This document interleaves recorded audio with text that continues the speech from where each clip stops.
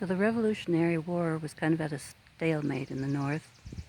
Cornwallis decided to send half of his flank down to take the south and then work his way up north, thus capturing the whole coast.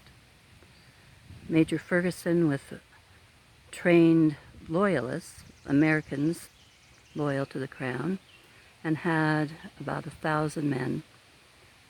They took Charlotte, one of the biggest cities in the country, and started taking other cities. But the Patriots started forming groups and fighting them.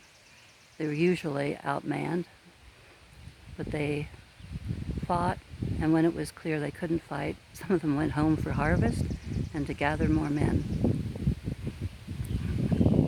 Ferguson, after taking some towns, let it be known, sent word to them that if they didn't choose to bow to the king and accept the king's control, he would go back over the mountains, find them all, and destroy them, killing the leaders, burning houses. Obviously, this did not sit well with the Patriots. Ferguson knew that they would start coming, and so he gathered his men and came to the top of King's Mountain because it was clear and had sharp, steep ravines on either side. So if the Patriots came, they could shoot them down easily. And the Patriots did found out that's where they were, and they sent word, and men came from Carolina, Virginia, riding through the night, riding through the rain, their rifles covered in blankets, to get here. They got here at noon on October 7th, 1780, and left their horses and started climbing up the mountain. This is not the top of the mountain, but it's a place I could sit and talk. Once they divided, half went around one side, half around the other side. As one side came up to the top, they started shooting. Ferguson started shooting back.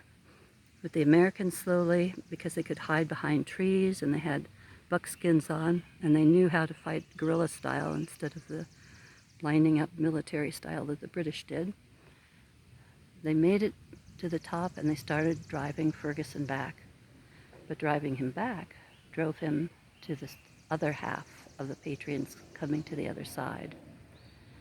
Now they were sitting ducks, sitting on top of the hill in plain sight, with both sides shooting at them.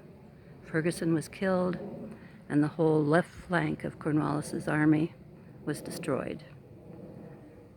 Thomas Jefferson said this was the turning point of the Revolutionary War, because after that they knew they could not take the South.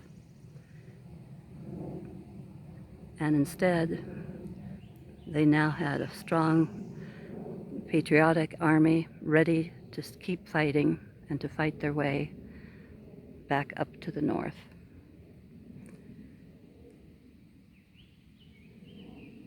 So an important battle that frankly, I'd never heard of until I saw in my genealogy that 2 of my ancestors fought here.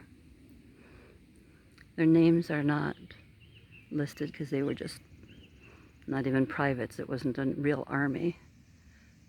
But they were here. They fought here. Just makes the history a little more real.